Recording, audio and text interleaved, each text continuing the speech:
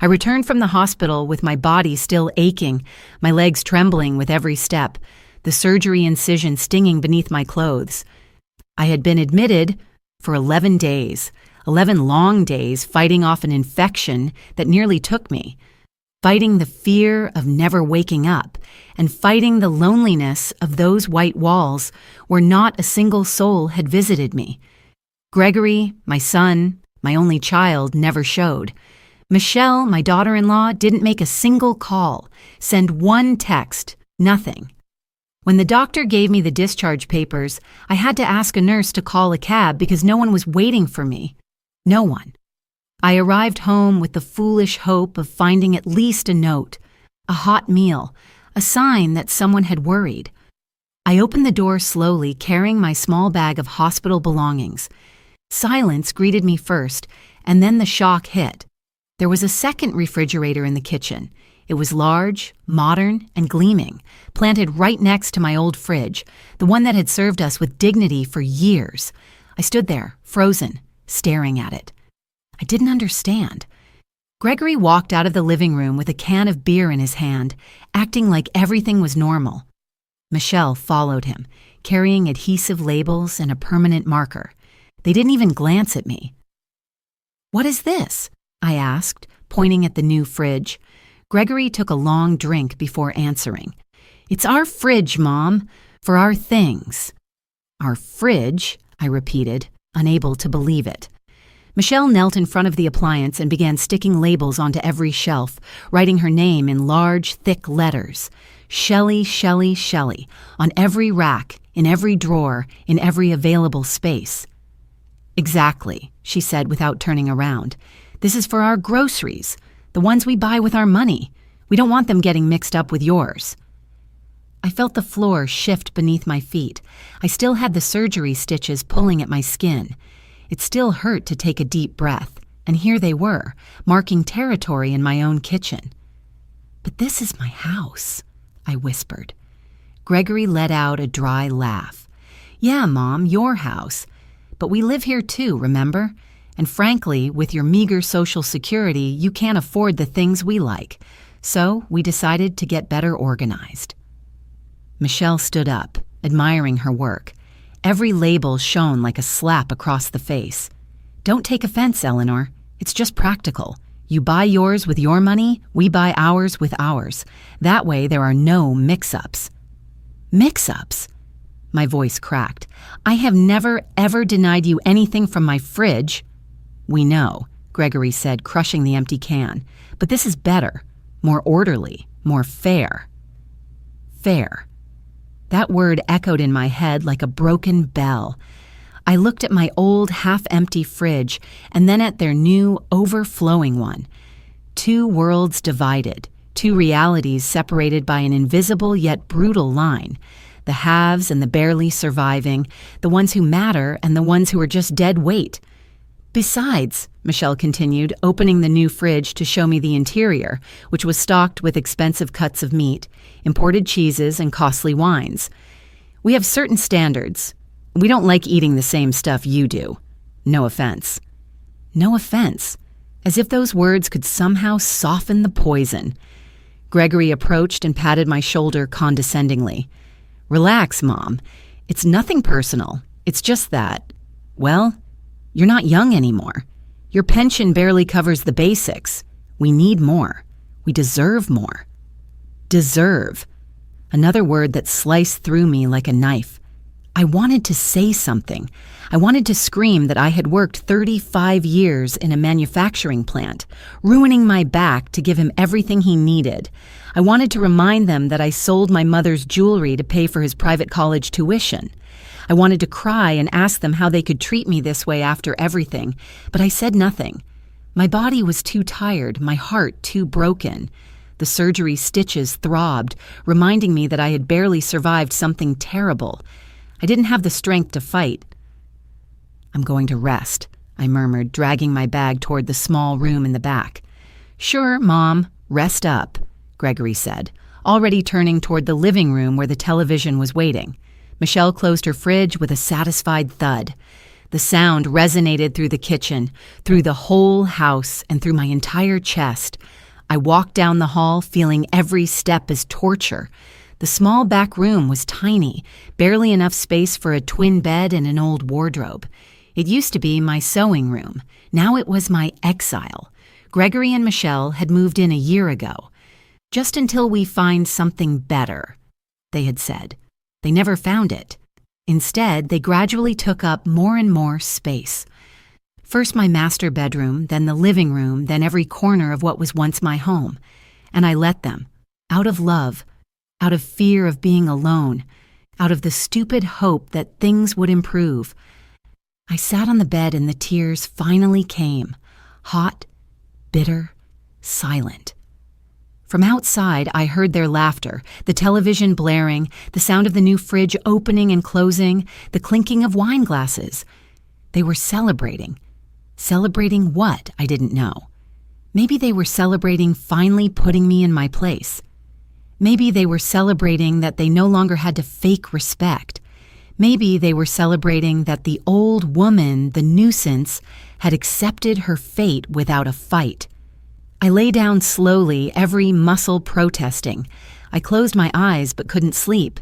The images kept flashing like a cruel movie. The fridge with the labels, Michelle's smug smile, Gregory's icy indifference, the words they had thrown at me like stones.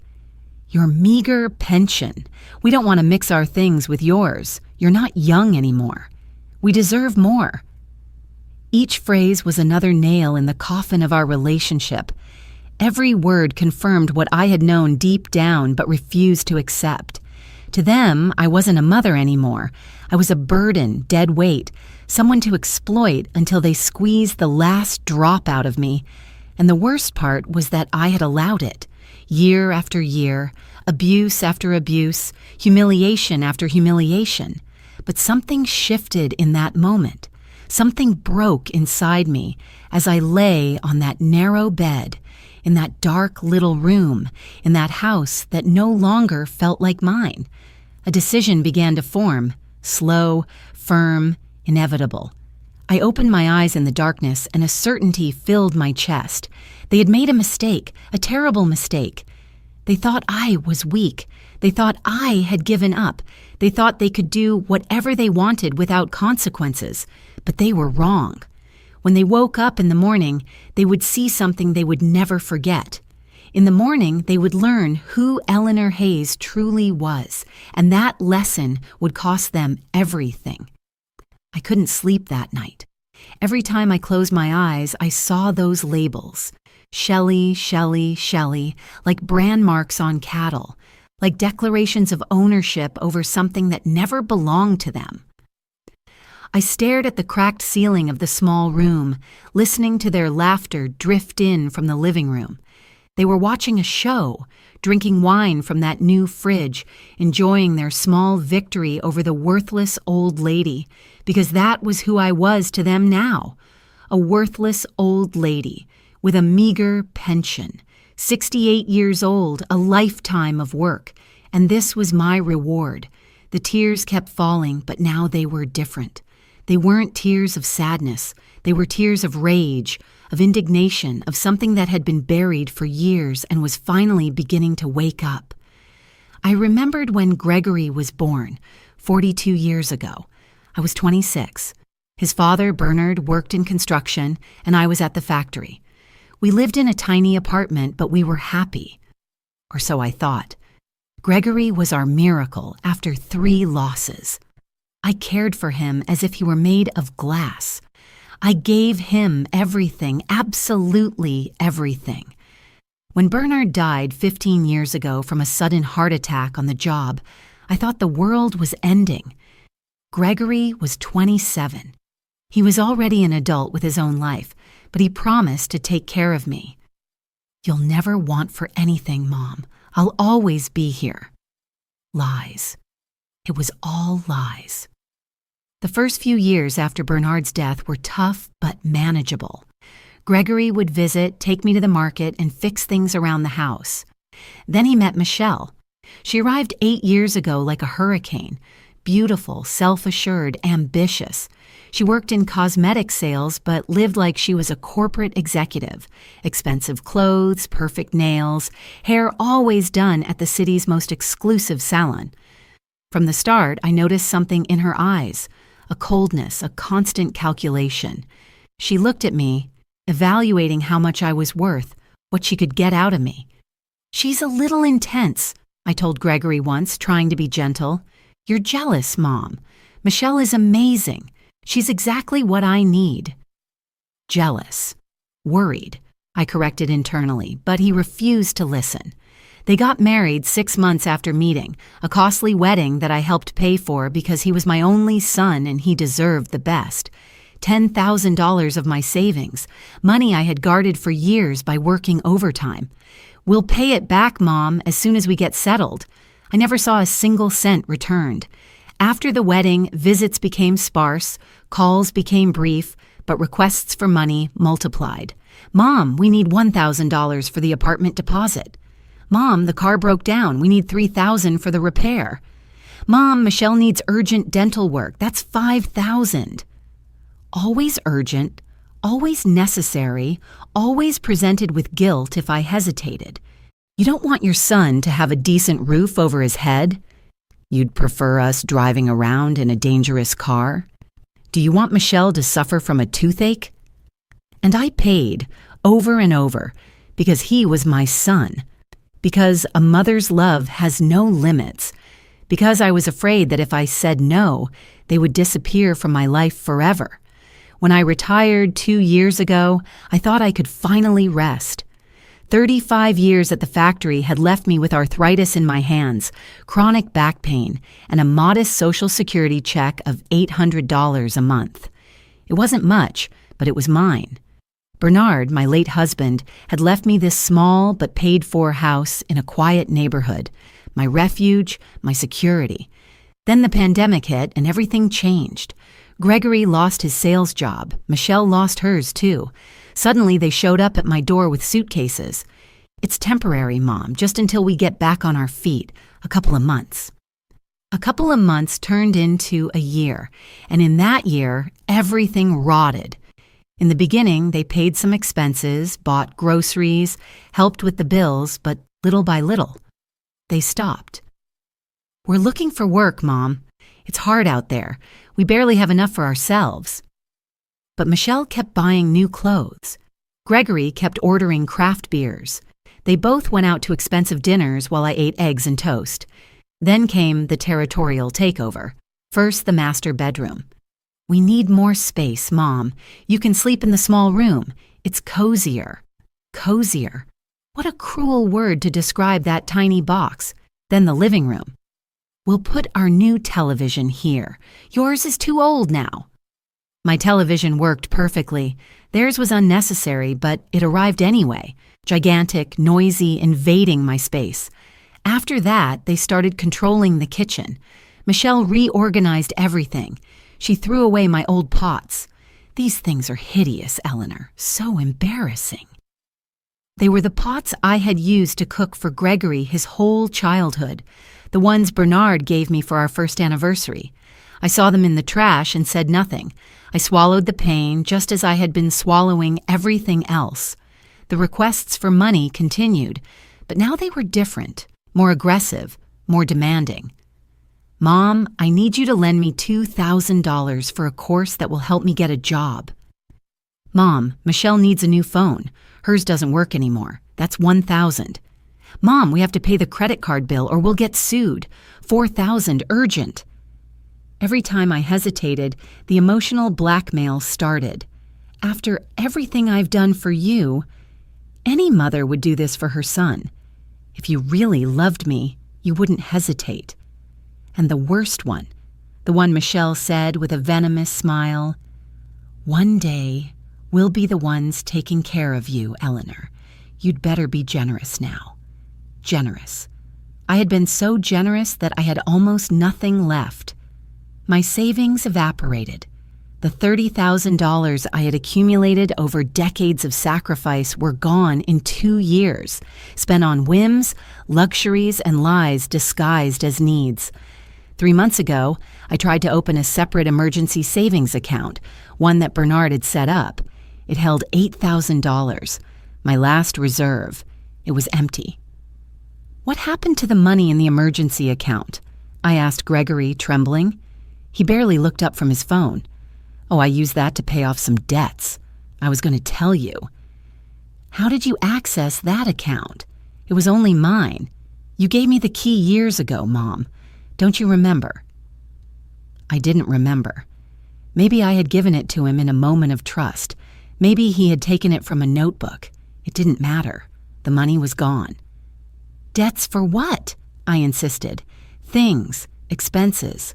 Don't worry about it." Don't worry about it. As if I were a stupid child who understood nothing. That night, I cried until I had no tears left. I cried for Bernard, who had worked so hard to leave me secure. I cried for myself, for allowing all this. I cried for the son I thought I had, who no longer existed.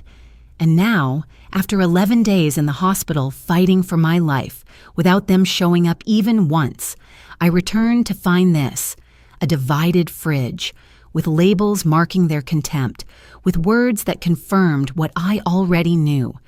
To them, I was garbage, a depleted resource, someone to continue exploiting until nothing was left. I sat on the bed and took a deep breath, ignoring the pain of the stitches. Something inside me had shifted. The Eleanor who always yielded, who always forgave, who always put her son first, had died in that hospital bed. The one who had returned was different, harder, clearer, more determined. They wanted a war. They would get a war, but not tonight.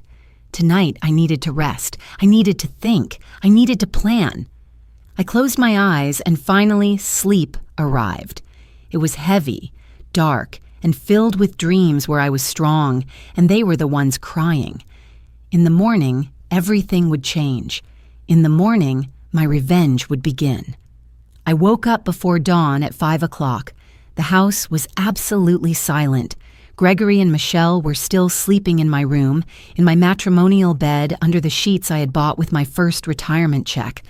I got up slowly, feeling every muscle protest. The surgery stitches pulled, but the pain no longer scared me. There were worse pains than physical ones. I knew that well now. I walked to the kitchen like a phantom. The new fridge shone in the darkness. Those damned labels reflected the faint light coming through the window. Shelley, Shelley, Shelley. I opened my old, half-empty fridge. A carton of milk, 3 eggs, some cheap cheese, bread from the day before, and that was all I had to eat. My $800 pension went toward medicine, utilities, and the loans Gregory wrangled from me every month. Then, just to confirm what I already knew, I opened their fridge. Stocked. Absolutely stocked. Imported steaks, salmon, shrimp, 3 types of French cheese, wines that cost more than $50 a bottle, exotic fruits, gourmet pastries, premium cold cuts. I closed the door, feeling a mix of rage and disgust. They ate like royalty while I survived on scraps. They indulged in luxuries while I counted pennies to buy bread, and they did it in my house with my money under my roof. I poured myself a glass of water and sat at the kitchen table. I needed to think clearly. I needed a plan. I could kick them out. It was my house. Legally, it was in my name. But Gregory had made me sign a paper 6 months ago. "It's just to update the will, Mom, to keep everything in order." I signed without reading closely. I trusted him. I had always trusted him. What had I really signed? I didn't know, and that terrified me. I could leave myself, look for a small apartment, leave them the house, and disappear. But with what money? My pension barely covered survival. Rent would leave me on the street. I could confront them, shout everything I felt, but I had tried that before. It always ended the same. They would deny, manipulate, and make me feel guilty for doubting their love. "Mom, how can you think that about us? We're taking care of you, don't you see? You're so ungrateful." No. This time, I wouldn't fall into that trap. I heard a noise upstairs. Footsteps. They were waking up. I quickly retreated to the small room and closed the door. I didn't want to see them yet. Not until I knew exactly what to do. I lay down again, pretending to sleep while listening to their morning movements. The shower running. Michelle yelling at Gregory because he used her expensive shampoo. Gregory answering indifferently, both of them arguing about who would make breakfast. No one mentioned my name. No one asked how I had spent the night. No one knocked on my door to see if I needed anything after 11 days in the hospital. I simply didn't exist to them. Around 9 in the morning, I heard them leave. The front door slammed shut. The car started and drove away. I waited 10 more minutes to make sure they wouldn't come back for something forgotten. Then I left the small room. The house was a mess. Dirty dishes in the sink, clothes strewn on the sofa, food wrappers everywhere. They had eaten smoked salmon and cream cheese for breakfast. The leftovers were on the counter, uncovered, attracting flies. I cleaned mechanically, not because I wanted to, but because it was what I had always done, cleaning up their messes, collecting their waste, erasing their tracks. As I washed the dishes, I saw my neighbor, Beverly Jenkins, watering her plants through the window. Beverly was 71, also a widow, and lived alone, but she looked happy, always smiling, always dressed nicely, always at peace. We had known each other for 20 years, but we had never been close, just polite greetings, comments about the weather, nothing deep. But in that moment, seeing her there with her watering can and straw hat, I felt a terrible envy. She had what I had lost, dignity, autonomy, peace. As if sensing my gaze, Beverly turned and saw me at the window. She waved. I waved back weakly. Then she did something unexpected. She put down the watering can and walked toward my house. She knocked on the door. I hesitated. I didn't want anyone to see me like this, destroyed, humiliated. But something compelled me to open it. "Eleanor." "Hello," Beverly said with a warm smile.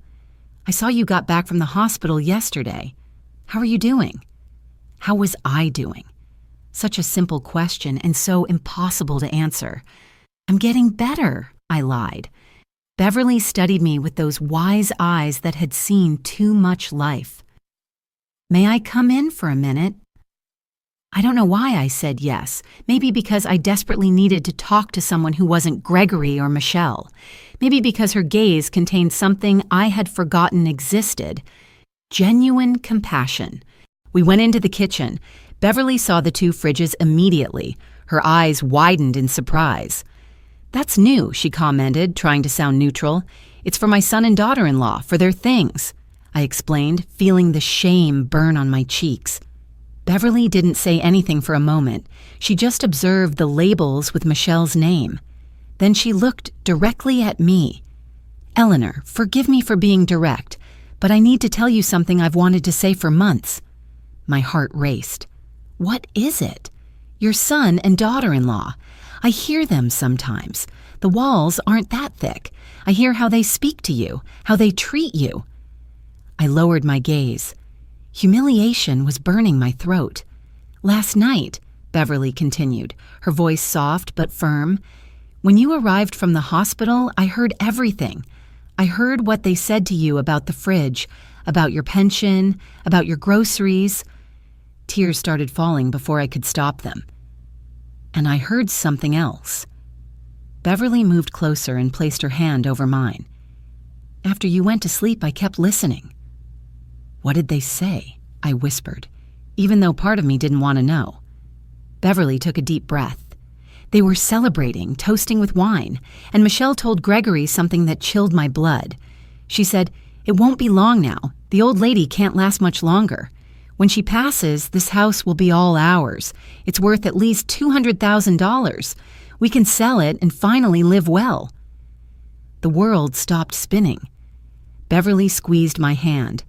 Gregory laughed and said, "I hope she hurries up. I'm tired of pretending to care." Something inside me broke, not my heart. That was already shattered. Something deeper, more fundamental.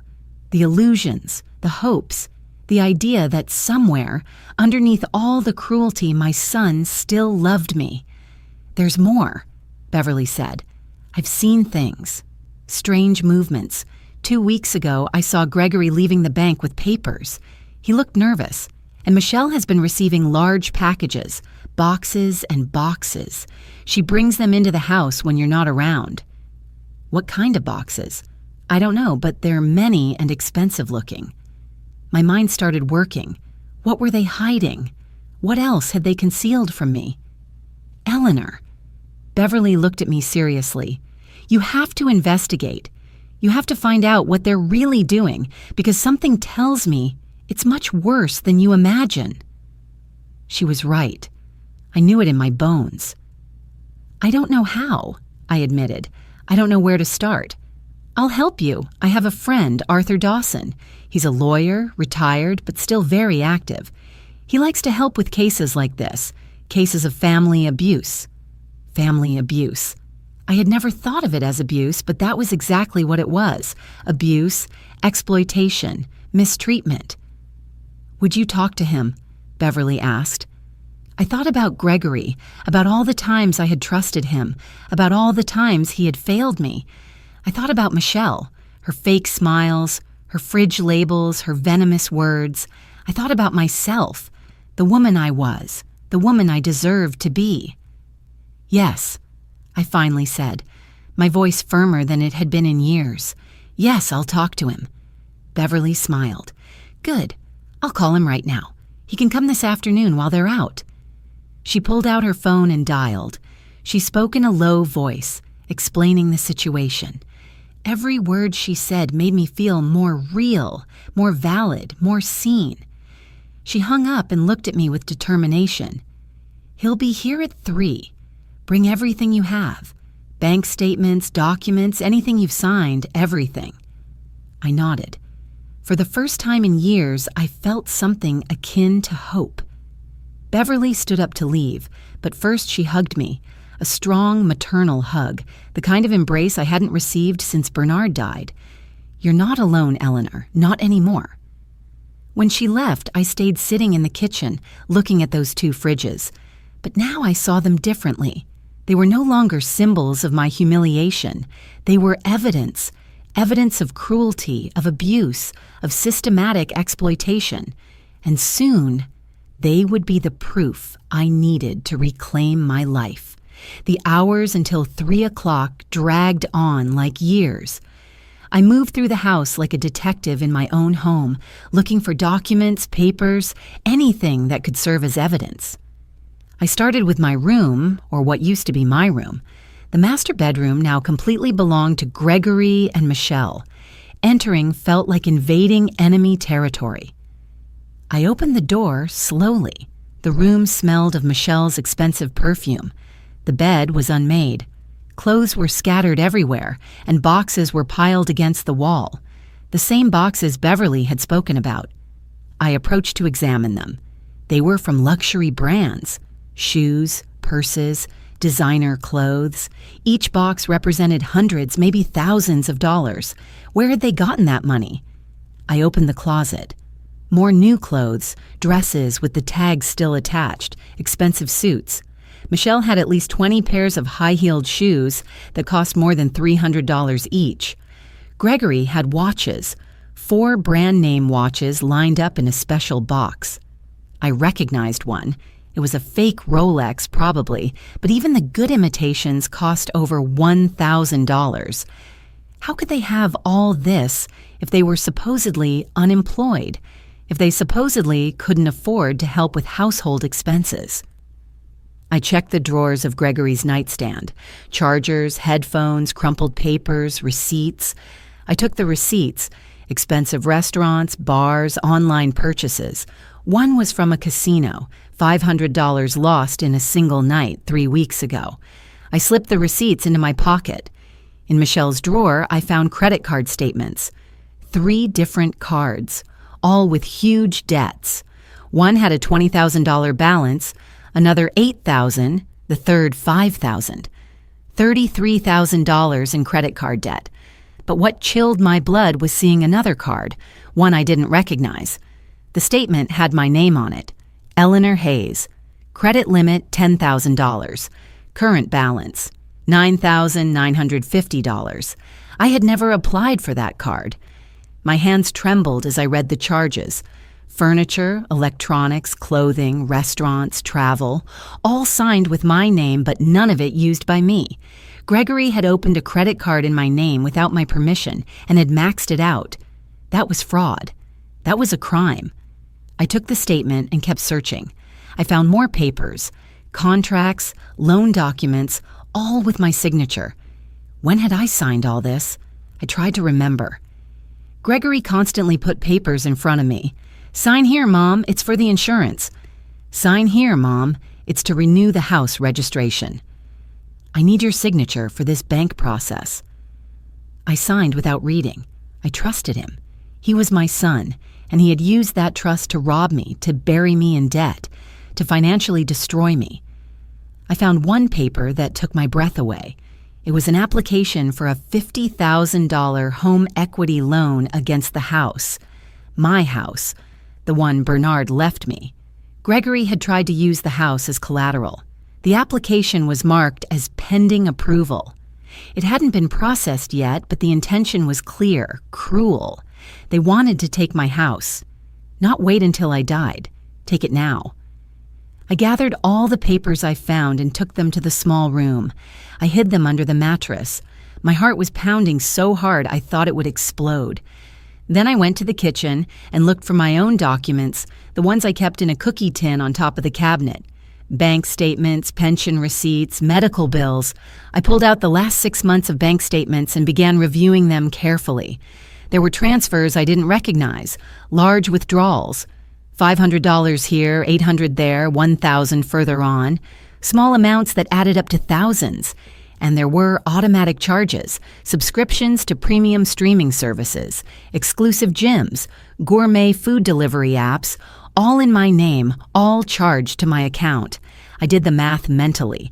In the last 6 months, they had taken nearly $20,000 from my account through transfers, withdrawals, and unauthorized charges. $20,000 that I hadn't spent, that I didn't even know was missing, because Gregory helped me review the accounts every month. He only showed me what he wanted me to see. The manipulation was perfect, systematic, calculated. At 2:30 in the afternoon, I organized all the documents into a folder, papers that proved fraud, theft, financial elder abuse, exploitation of a senior citizen, because that was who I was now, a vulnerable senior citizen being exploited by her own family. At exactly 3 o'clock, Beverly knocked on the door. She was accompanied by a tall man of about 65, with perfectly combed gray hair and eyes that conveyed intelligence and kindness. "Eleanor, this is Arthur. Arthur, this is Eleanor." Arthur extended his hand. His grip was firm but warm. "A pleasure, Eleanor. Beverly told me about your situation. I want you to know I'm here to help you free of charge. This is personal for me." "Personal?" I asked, inviting them to sit at the kitchen table. "My mother went through something similar years ago," Arthur explained, his face shadowing. "My brother financially exploited her until she was left with nothing. When we finally found out, it was too late. She died feeling betrayed and ruined. I swore I would help other people in her situation to honor her memory." His words touched me deeply. I wasn't alone. Other families had lived through this. Other mothers had been betrayed by their children. "Show me what you found," Arthur said, pulling out a notepad. I laid all the documents on the table one by one. The bank statements, the fraudulent credit cards, the unauthorized loans, the receipts for excessive expenses, the home equity loan application. Arthur reviewed every paper with professional attention. His expression hardened with each document. "This is serious, Eleanor. Very serious," he finally said. "What your son has done constitutes several felonies: identity fraud, theft, financial elder abuse, forgery of documents." "Can he go to jail?" I asked, feeling a mix of horror and satisfaction. "He could, if you decide to file criminal charges. But first, let's talk about your options." Arthur took out a pen and began to write. Option 1, family confrontation. You show them what you know, demand they stop the abuse, and negotiate a repayment plan for what was stolen. This is fast, but it rarely works. Abusers generally deny, manipulate, and continue. I knew he was right. Gregory would deny everything. Michelle would cry and make me feel guilty. Option 2, Arthur continued, civil legal action. You sue for the money stolen. You request restraining orders. You force them to return everything plus damages. This takes time, 6 months, maybe a year. But you would eventually recover your money.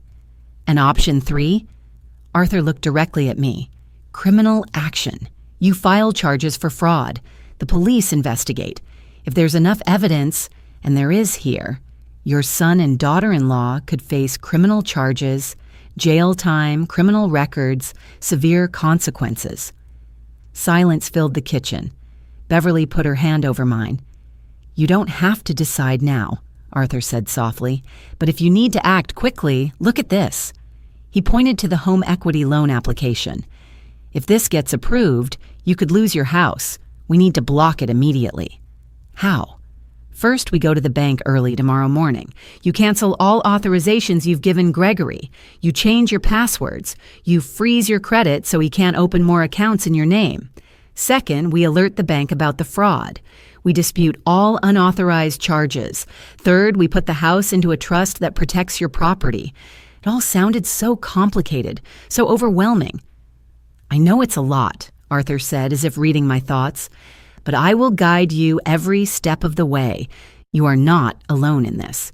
And in the meantime, I asked, they keep living here? Keep robbing me? That is your decision. Legally, you can start an eviction process. As the homeowner, you have that right, but it takes weeks. Or you can confront them right now, tell them you discovered everything, and they have to leave. The idea terrified and thrilled me at the same time. What would you do? I asked him. Arthur thought for a moment. I would document everything first. I would take photos of the boxes, the expensive clothes, the fridge with the labels. I would gather all possible evidence. Then, when you are ready, when everything is legally protected, that's when I would confront them from a position of strength, not weakness. It made sense. Perfect sense. Is there anything else I should know? Arthur added. Beverly mentioned that she overheard your daughter-in-law talking about waiting for your death to take the house. I nodded, the pain still fresh.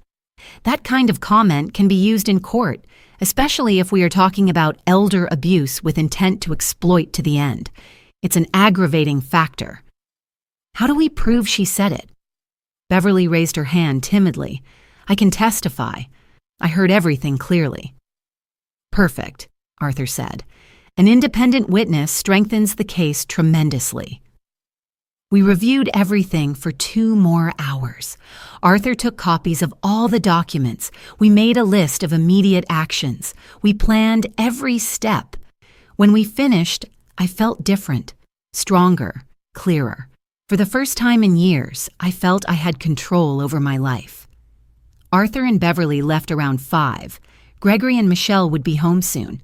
I put all the original documents in a bag and gave it to Beverly to keep at her house. I couldn't risk them finding them. At 6 o'clock, I heard the car arrive. Voices, laughter, the door opening. I took a deep breath and walked out of the small room. It was time to start fighting. Gregory and Michelle walked in, carrying shopping bags from expensive stores, brands I could never afford. They were laughing about something one of them had said in the car. They saw me standing in the living room, and their laughter died, as if my presence ruined their good mood. "Hey, Mom," Gregory said without emotion. "What are you doing standing there?" "We need to talk," I replied, trying to keep my voice steady. Michelle rolled her eyes. "We're tired right now. It was a long day." A long day of shopping with money they didn't have, or rather, with money they did have, mine. "This is important," I insisted. Gregory sighed dramatically. "Fine. What is it?" I wanted to yell everything I had discovered.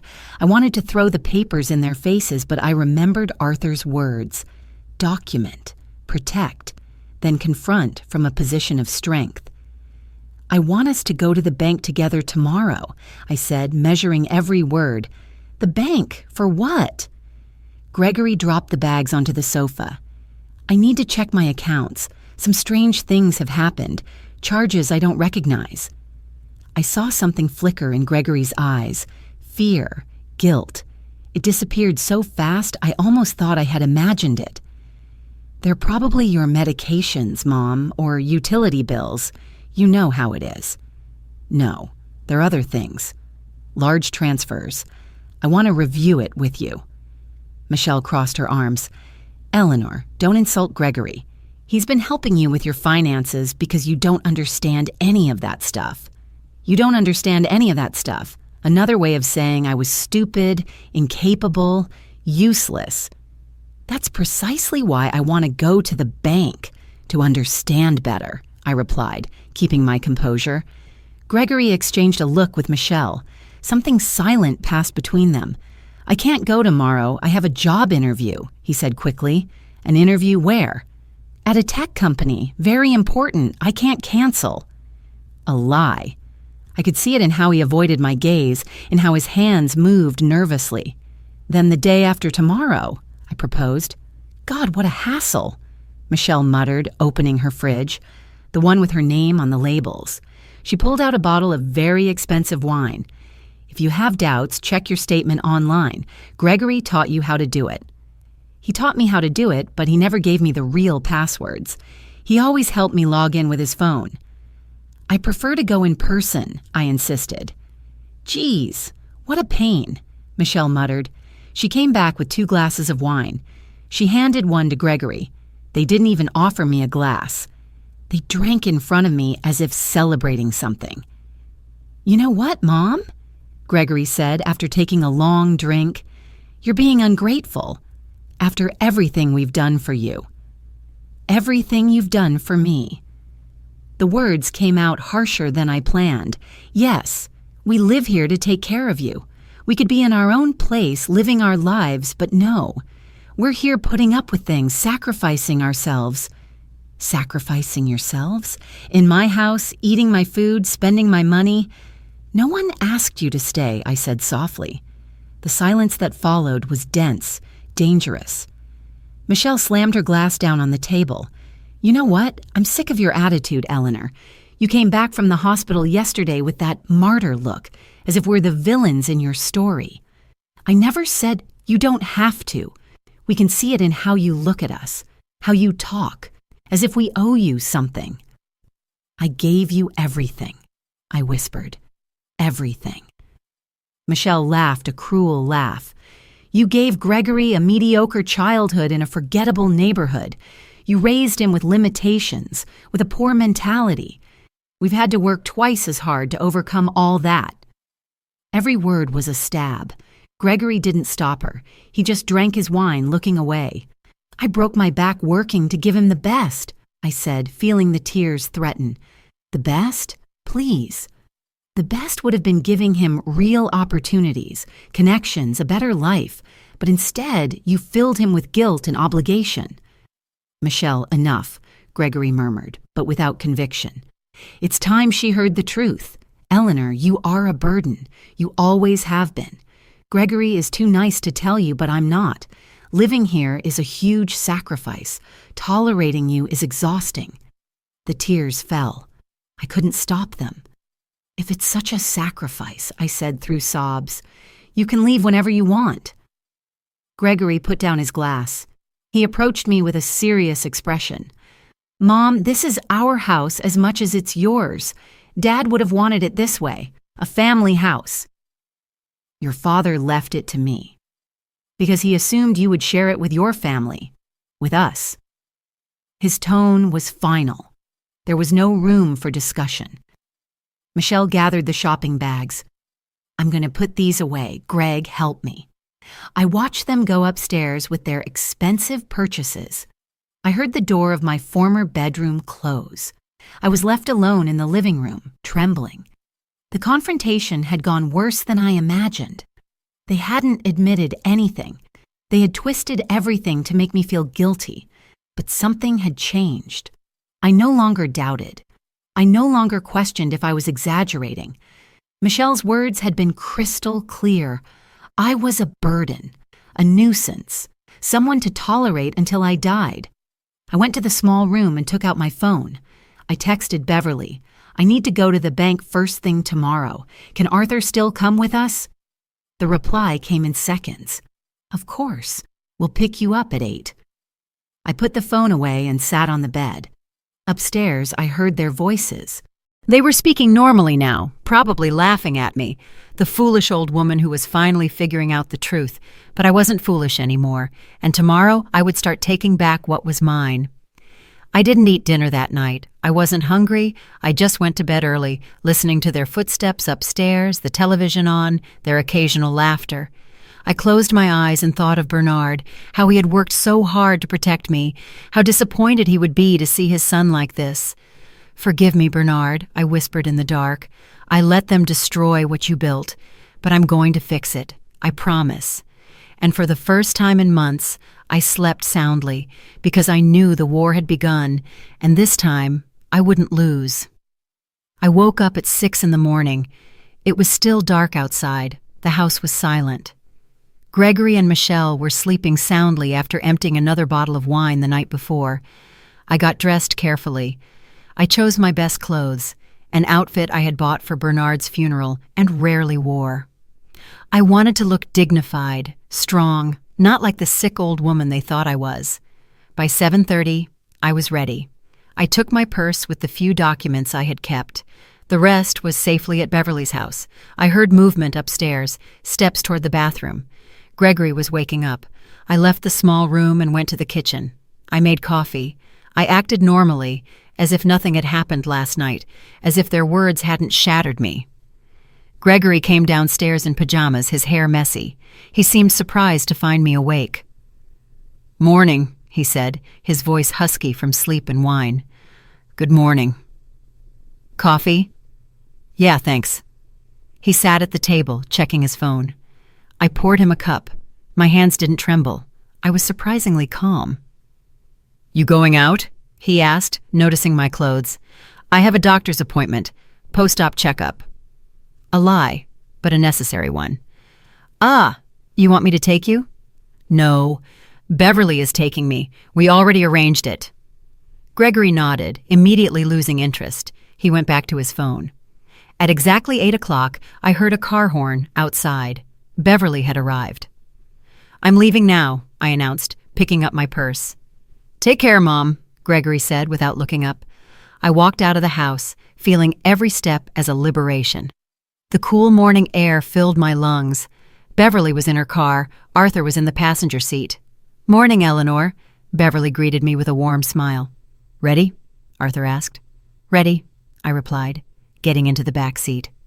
The bank was 20 minutes away. On the way, Arthur went over the plan. "First, we'll speak with the manager. We'll explain the fraud situation. We'll request copies of all transactions for the last 2 years. Then, we'll cancel any authorization they have on your accounts. We'll change passwords. And finally, we'll set up security alerts to prevent future fraud." It sounded simple when he put it that way, but my stomach was tied in knots. We arrived at the bank just as it was opening. The building was modern, with large glass windows. We went inside, and Arthur went straight to the customer service desk. "We need to speak with the branch manager. It's an urgent matter of bank fraud." The employee, a young woman with a professional demeanor, looked at us seriously. "One moment, please." She disappeared behind some doors. 5 minutes later, she returned with a man in his 50s. Gray suit, kind expression.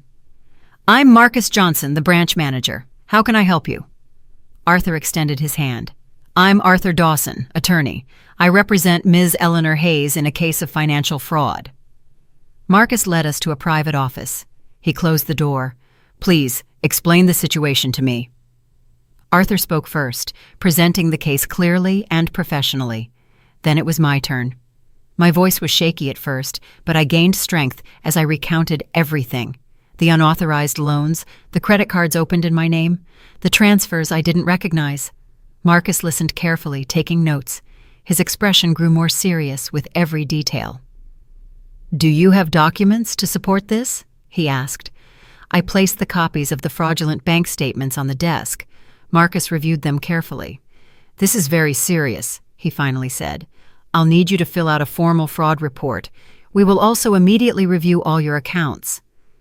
The next hour was spent on his computer, reviewing every transaction. His expression grew darker and darker. "Ms. Hayes," he said after a long silence, "there are multiple irregularities. Large transfers to accounts you don't recognize, withdrawals from ATMs far from your usual area, recurring charges for services you say you never contracted." "How much?" I asked, afraid of knowing. Marcus did some calculations. "In the last 2 years, approximately $42,000 has left your accounts in transactions you did not authorize."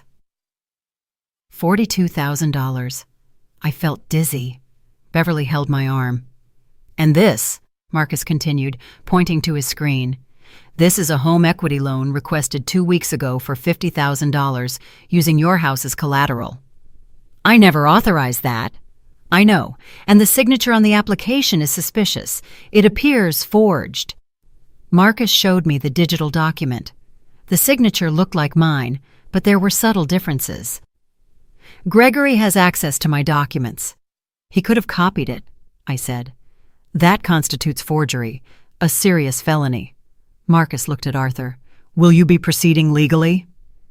"Yes," Arthur replied firmly. "We will be filing criminal charges." Marcus nodded. "I am going to freeze that loan immediately.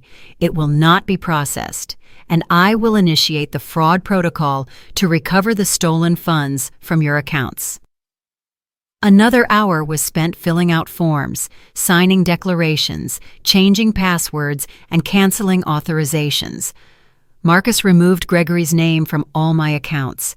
He no longer had access. He could no longer touch my money. The credit cards opened in my name without authorization would be canceled. The debts would be disputed. "You are not responsible for paying fraudulent charges," Marcus explained. "And the money they already took? The $42,000? "The bank will launch an investigation. If fraud is confirmed, which seems highly probable, your son and daughter-in-law will have to repay it with interest or face criminal charges." We left the bank 3 hours later. I carried a thick folder with copies of everything: fraud reports, detailed bank statements, clear evidence of every crime. In the car, Beverly hugged me. "You did so well, Eleanor." "This is only the beginning," Arthur said. "Now comes the hard part, confronting them." "When?" I asked. "When you're ready, but I suggest it be soon, before they discover you went to the bank." I looked out the window. The streets sped by. Normal people living normal lives, families who truly loved each other. "I want to do it today," I said suddenly. "Tonight, when they get back from work, or wherever they go to pretend to work." Arthur smiled. It wasn't a happy smile. It was one of approval, of respect. "Then tonight it is. We will be with you. You will not face this alone." We returned home around noon. Gregory and Michelle were not there. They were out. Beverly and Arthur came in with me. They looked at the 2 fridges, the labels with Michelle's name, the luxuries throughout the house, the expensive clothes, the new appliances. "All of this," Arthur said, pointing around, "was bought with stolen money. It's all evidence." He took out his phone and started taking pictures of the fridges, the boxes of designer clothes in the master bedroom, the receipts we found, everything. "We need to document the lifestyle they maintain versus the income they claim to have," he explained. "This proves they are living on illicit funds." We spent the afternoon preparing for the confrontation. Arthur wrote down key points. Beverly made tea and forced me to eat something. By 5 in the afternoon, the plan was ready. At 6, we heard the car arrive. Beverly and Arthur positioned themselves in the living room. I stood in front of the door. Gregory and Michelle walked in, laughing. They froze when they saw the visitors. "What's going on here?" Gregory asked, his tone immediately defensive. "Sit down," I said. My voice was firmer than I had expected. "We need to talk." "Mom, what is this? Who is he?" Michelle pointed at Arthur. "I am Arthur Dawson, legal counsel for Ms. Hayes." The color drained from Gregory's face. "Counsel! Mom! What did you do?" I took a deep breath. This was the moment. There was no turning back. "I found out everything, Gregory. Everything." The silence that followed was deafening. Gregory and Michelle stood frozen in the entryway, their faces shifting from shock to confusion and finally to poorly concealed fear. "Found out what?" Michelle asked, trying to sound outraged, but her voice cracked. Arthur stood up. He had that presence that only experienced lawyers possess, authority without the need to yell. "Mr. Gregory Hayes and Ms. Michelle Hayes, you are being accused of financial fraud, theft, forgery of documents, and elder abuse." Gregory let out a nervous laugh. "What? This is ridiculous. Mom, what did you tell these people?" "The truth," I responded. "I told them the truth you've been hiding." "What truth? I haven't hidden anything." Arthur opened his briefcase and pulled out documents. He placed them on the coffee table one by one, like a prosecutor presenting evidence. Capital One credit card opened in the name of Eleanor Hayes on March 15th of last year. Current balance, $14,800. Did you authorize this card, Ms. Hayes? "No," I answered firmly. "That was a bank error," Gregory shouted. "I was going to tell you, Mom." "When?" I asked. "When you couldn't pay it anymore?" Arthur continued. "Citibank personal loan, $5,000, requested in the name of Eleanor Hayes 1 year ago. Money transferred to the account of Gregory Hayes. Did you authorize this loan?" "No." Michelle stepped forward. "Eleanor, you're confused. You signed those papers. We explained everything to you." "You explained it to me?" My voice rose in volume. "When? When you put papers in front of me and told me to sign without reading?" "We explained everything," Michelle insisted. "That's a lie," Beverly interjected from her chair. "I've heard them. I know how they operate." Michelle glared at Beverly with pure hatred. "You nosy old buckhucks! This is your fault. You put ideas in her head." "No one put anything in my head," I said. "You showed me who you really are." Arthur held up another document. "Home equity loan application against the property at 1222 Magnolia Street. Forged signature. This is a federal crime." Gregory went completely pale. "That loan, it was for investment, to grow the money, for all of us, he exploded. "You didn't even visit me when I was in the hospital. You came back from the hospital and put a separate fridge in here because my food wasn't good enough for you. That has nothing to do with it," Michelle screamed. "It has everything to do with it. It shows exactly how you see me, as garbage, as something to exploit until I die." "No one said that." Gregory tried to approach, but Arthur stepped in the way. "Yes, they did," Beverly said calmly. "I heard them. The night she returned from the hospital, Michelle told Gregory, 'It won't be long now. When the old lady passes, this house will be ours. It's worth $200,000. Michelle turned on Beverly, furious. "That's a lie. I never said that." "You did," Beverly confirmed calmly. And Gregory replied, "I hope she hurries up. I'm tired of pretending to care." The words landed like bombs. Gregory opened his mouth, but nothing came out. His eyes filled with panic. That was taken out of context," he finally stammered. "What context justifies wishing your mother dead?" I asked, tears now falling freely. "Mom, I don't want you to die. Of course not. But you want my house, my money, everything I have left. That's different." "No, it's not different. You robbed me. You lied to me. You exploited me. And you were hoping I would die so you could take what little I own." Arthur took back control. "We have all the documentation from the bank. $42,000 fraudulently withdrawn from Ms. Hayes' accounts in the last 2 years.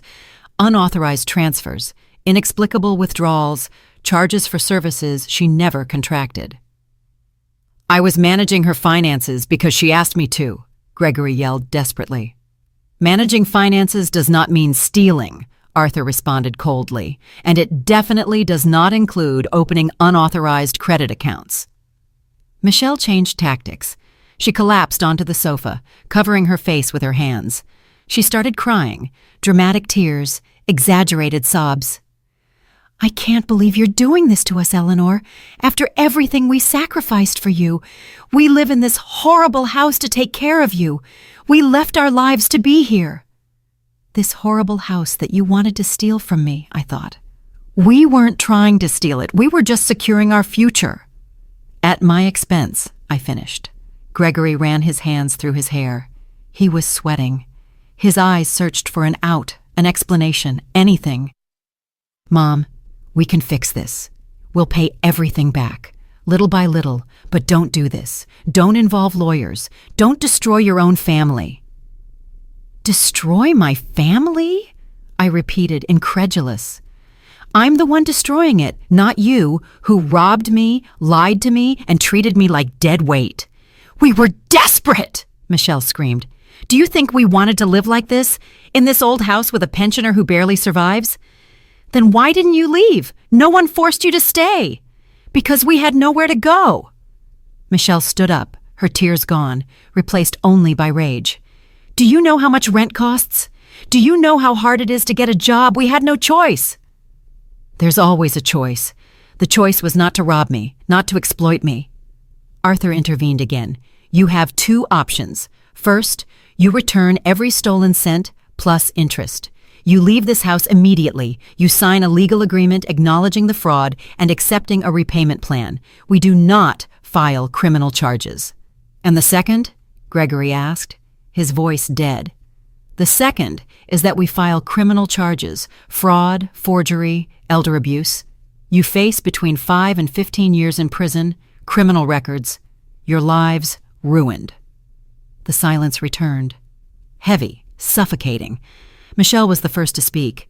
We don't have $42,000, not even close. Then start getting it, Arthur said. Sell everything you bought with stolen money. The clothes, the shoes, the electronics, all of it. That won't even bring in $10,000, she protested. Then get real jobs, 2 jobs if necessary, and pay monthly until the debt is fully covered. Gregory, Arthur continued, you have until noon tomorrow to choose. Option 1 or option 2. Gregory slumped into a chair. He looked destroyed, small, nothing like the son I had raised. Mom, he said, his voice broken, are you really going to do this? Destroy your own son? You destroyed yourself, Gregory. I am only protecting myself. I'm your son, your only family. A son doesn't steal from his mother. A son doesn't wish her dead. A son doesn't treat her like garbage. We love you. You don't love me. You love my money. You love my house. You never loved me. Maybe when you were a little boy, but that boy died a long time ago. Gregory started to cry. Real tears this time. Sobs from someone who finally understood he had lost everything. Please, Mom. Please don't do this. I looked at my crying son. Part of me. The part that had carried him as a baby. The part that had cared for him when he was sick. The part that had sacrificed everything for him, wanted to give in. It wanted to hug him and say everything would be okay. But another part, the new part, the part that had woken up in that hospital, knew the truth. If I yielded now, everything would continue. The abuse, the exploitation, the cruelty. You have until noon tomorrow to decide, Arthur said. Option 1 or option 2. But you are leaving this house either way, today. Today? Michelle shrieked. Where are we supposed to go? That is not my problem, I replied, just as it wasn't your problem where I would sleep when you took my room. Arthur pulled out some final papers. This is an immediate eviction notice. You have 2 hours to pack your personal belongings and leave. This is illegal, Michelle screamed. It is not. This is Ms. Hayes's house. You are unauthorized occupants. Legally, I can call the police right now to escort you out. Gregory looked at me with pleading eyes. Mom, please. But I said nothing. I couldn't. If I spoke, I would break. Beverly stepped closer and took my hand. Her silent support gave me strength. Time is running, Arthur said, checking his watch. 2 hours.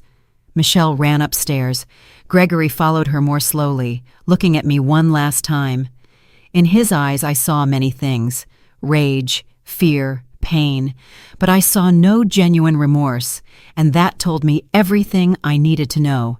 The next 2 hours were the longest of my life. I heard their movements upstairs, drawers opening violently, closets being emptied, Michelle screaming, Gregory responding in a broken voice, the sound of things being thrown in anger. Beverly, Arthur, and I stayed in the living room, waiting, watching, making sure they didn't take anything that didn't belong to them. "Are you okay?" Beverly asked, squeezing my hand. I wasn't. I was shattered inside.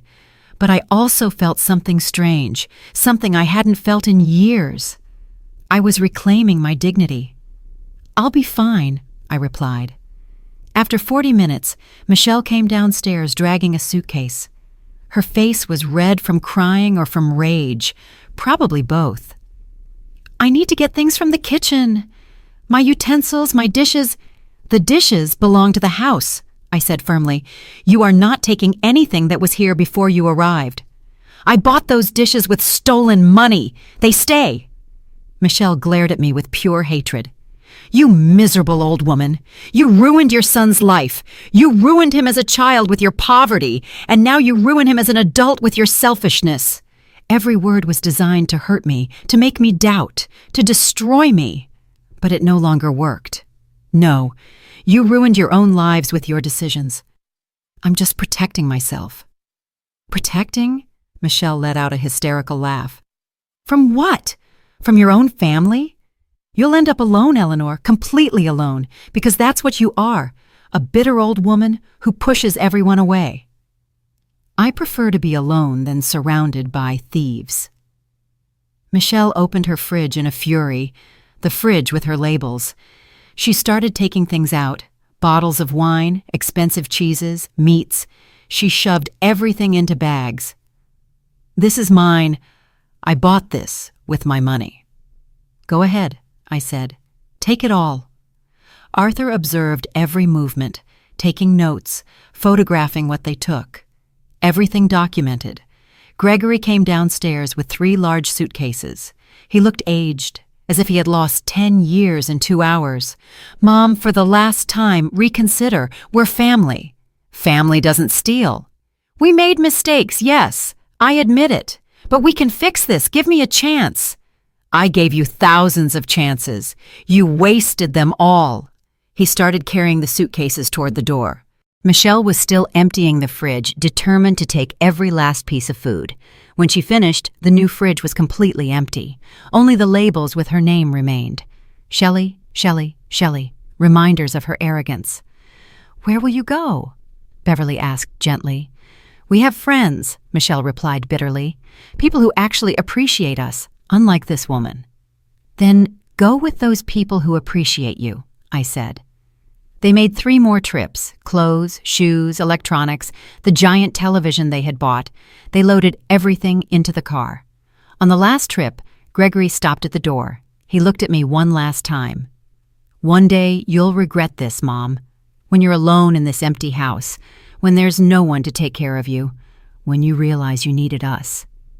"I don't need you. I never did. I just needed you to respect me, and you never did." Michelle walked past him, carrying the last bag. "Let's go, Greg. This place smells like poverty and resentment." Gregory followed her. The car was packed with their belongings. They got in. The engine started. I watched them drive away through the window.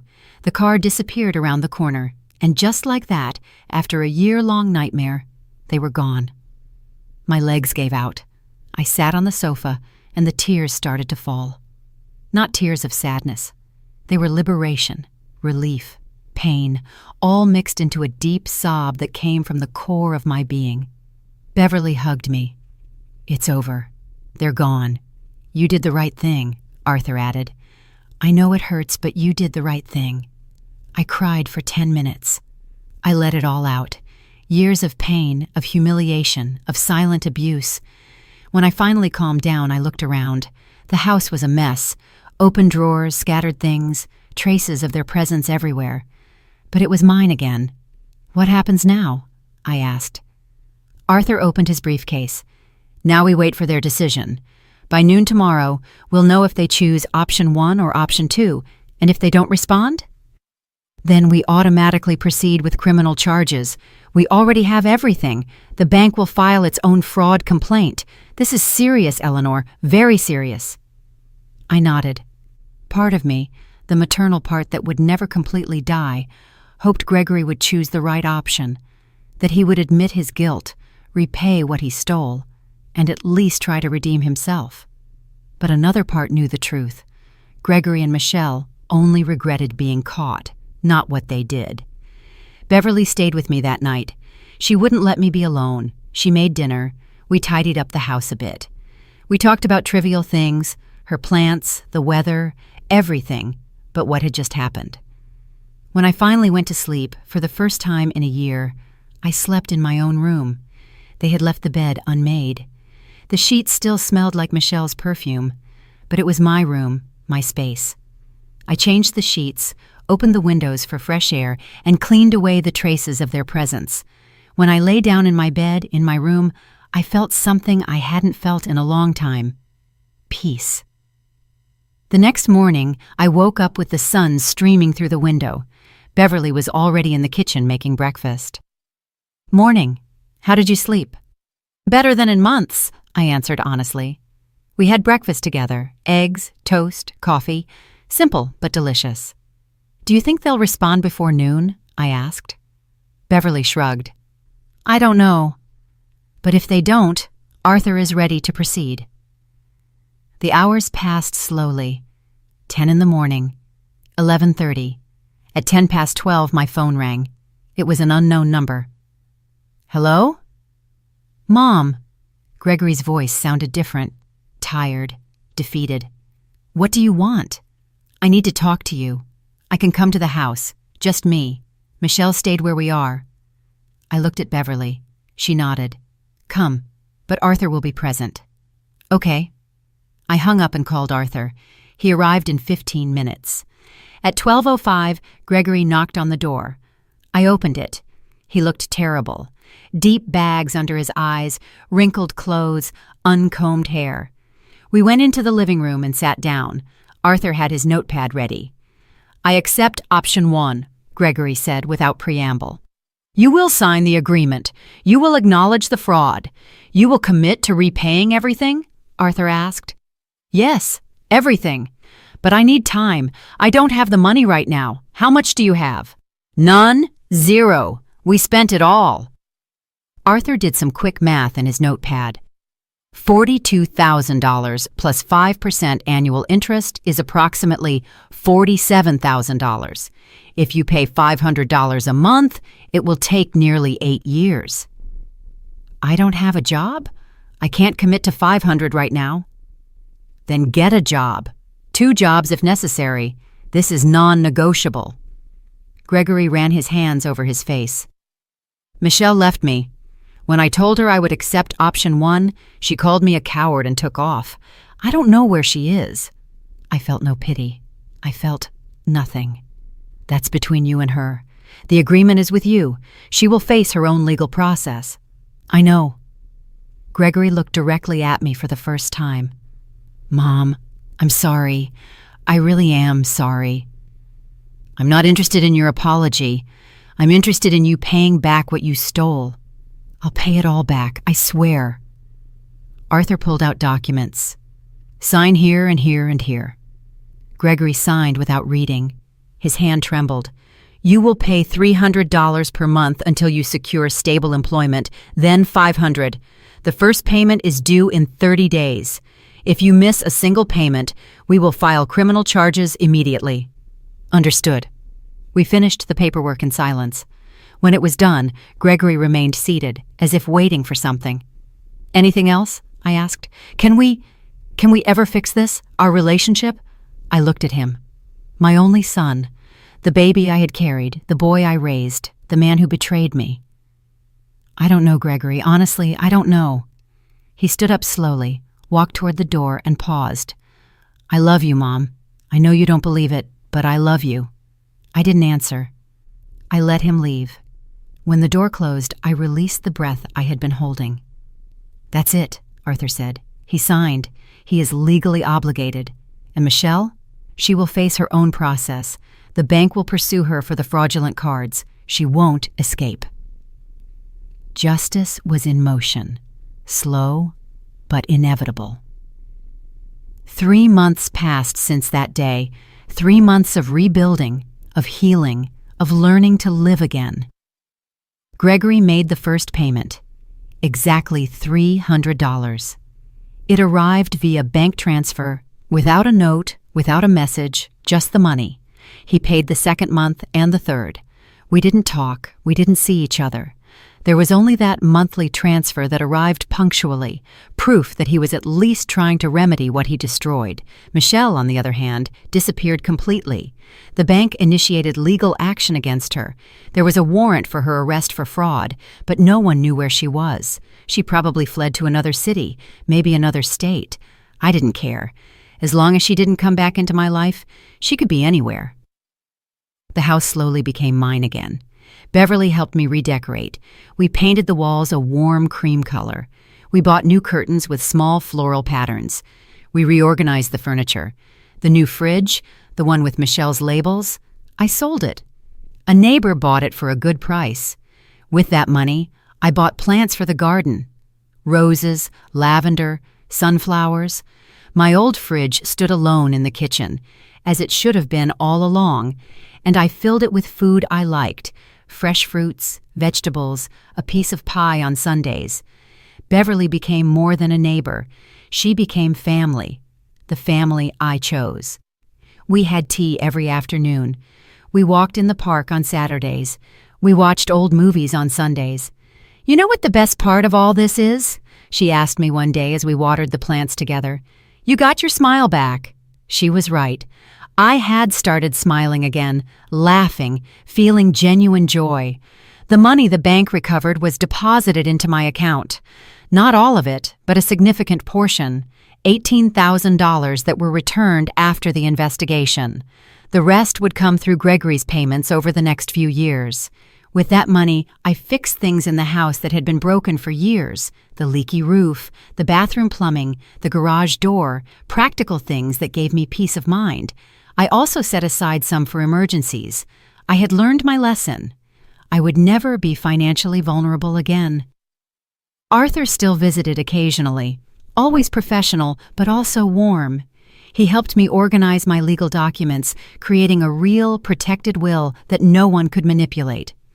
Your house will go to whoever you decide, he explained, and I've put protections in place so that no one can change this without your physical presence and a mental capacity evaluation. Thank you, Arthur, for everything. It's an honor to help you, Eleanor. You are stronger than you realize. Perhaps he was right. I had discovered a strength I didn't know I possessed, the strength to set boundaries, to say no, to protect myself. One day, 4 months after everything, I was in the garden pruning the roses when I saw a car park in front of my house. My heart raced. Gregory? Michelle? But no. It was a young woman in her 30s with a small child by the hand. She approached timidly. Miss Hayes?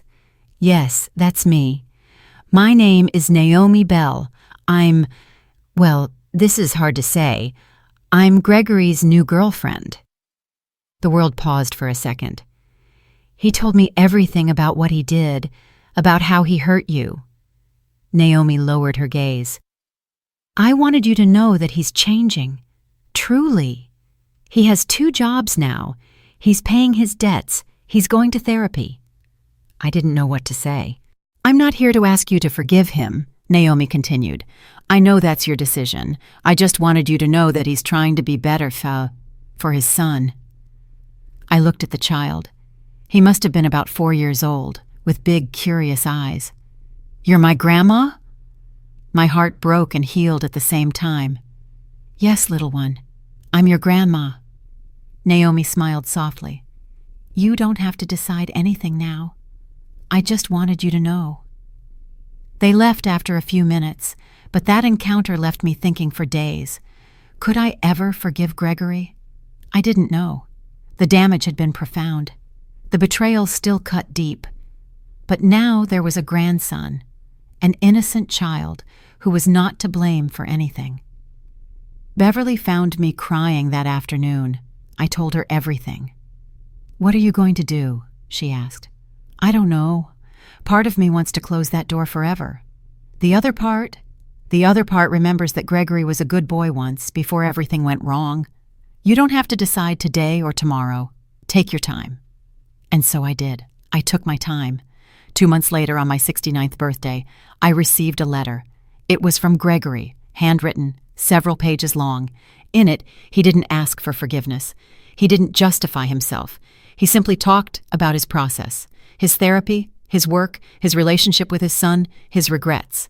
At the end, he wrote, "I don't expect you to forgive me, Mom. I don't deserve it. I just want you to know that every day I try to be the man you raised, the one who was lost for so long. I love you. I have always loved you, even if my actions said the opposite." I put the letter in a drawer. I didn't respond. I wasn't ready yet, but I didn't throw it away either. Another month passed. Beverly organized a small party at my house. She invited neighbors, friends from her book club. The house filled with laughter, with human warmth, with people who genuinely enjoyed my company. I looked around and realized something. I wasn't alone. Michelle had said I would end up alone, but she was wrong. I was surrounded by people, by real affection, by genuine respect. That night, after everyone had left, I sat in my room, in my house, my home. I thought about the whole journey, from that horrible night when I returned from the hospital and found that dividing fridge, from the humiliation, the abuse, the betrayal, to this moment, free, dignified, at peace. I had learned so many difficult lessons, that love cannot come with conditions, that family isn't just blood, that setting limits isn't selfishness, it's survival, that asking for help isn't weakness, it's courage. I had learned that I deserved respect, that my life had value, that my well-being mattered, and most importantly, I had learned that it's never too late to defend yourself. It's never too late to reclaim your dignity. I took my phone and wrote a short message. "Gregory, I received your letter. I'm not ready to see you yet, but I would like to meet Bernard formally when you and I are both ready to talk as adults. No lies, no manipulation, just honesty. Think about it." I sent the message before I could regret it. It wasn't forgiveness. Not yet. Maybe it would never be complete forgiveness, but it was a first step. It was something. His reply came minutes later. "Thank you, Mom. Whenever you're ready. No pressure. I love you." I turned off the phone and looked out the window. The moon shone over my garden. The flowers I had planted swayed in the breeze.